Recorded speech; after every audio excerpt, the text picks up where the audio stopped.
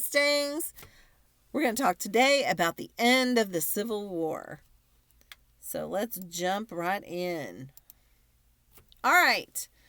The war draws to a close. Union forces move steadily south after the battles of Vicksburg and Gettysburg. Remember, those are two very key victories for the Union.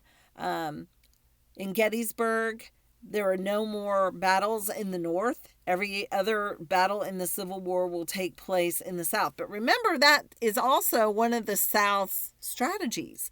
By fighting in their own backyard, they know the terrain, and that gives them a bit of an advantage.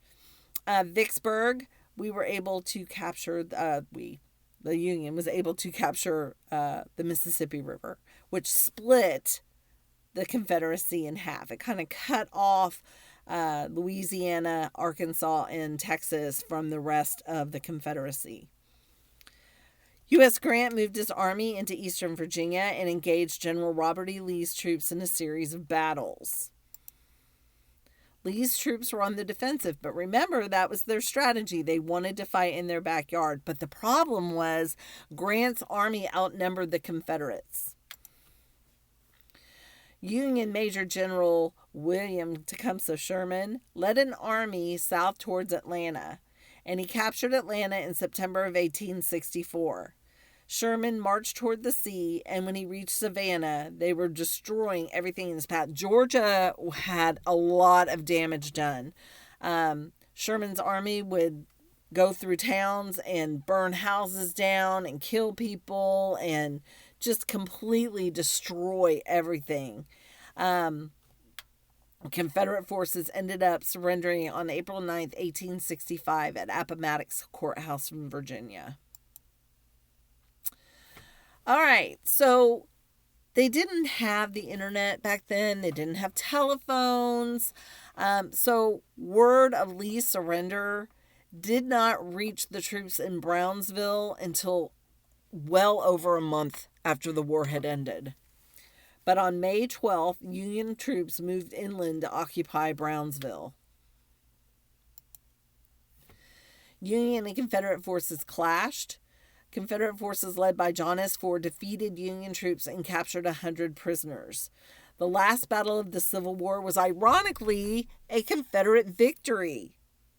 The very last battle, the South won, but the South had already lost the war because Lee had surrendered. 620 Americans lost their lives. This was the bloodiest war because it was American versus American. 90,000 Texans served, and thousands were killed or hurt. And these are actual pictures from Gettysburg of the dead. The state's economy was in shambles. The cotton trade had nearly stopped. Businesses and farms were hurt because of the deaths of the men. They weren't coming back. And the women had to make a decision. Are we going to keep the farm or are we going to move back where their parents lived? So Texas was hurt, economically. When Governor Murrah and the government officials fled to Mexico, the state government collapsed. Enslaved Texans saw the war as a struggle for freedom. And in 1863, President Lincoln issued the Emancipation Proclamation. Now, keep in mind that the Emancipation Proclamation was issued 2 years before the war was over with. Now, one thing I want you to keep in mind is that not all of the slaves were freed with the Emancipation Proclamation. Just the slaves in the rebelling areas, which was the Confederacy. We still had slaves in the Union and some of the border states. These border states were buffers. They kind of protected. Maryland for example, was a buffer state, and it was kind of between Washington, D.C. and Virginia.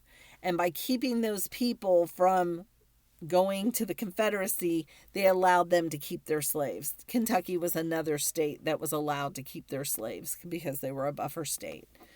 As Union armies advanced into Confederate states, the slaves were freed. And we're going to talk more about that during Reconstruction.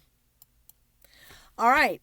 Any questions? Remember, we have our discussion boards that I will be checking on a pretty regular basis throughout the day. So please ask questions. I hope y'all are having a great day. I miss your faces. Y'all be good. Bye.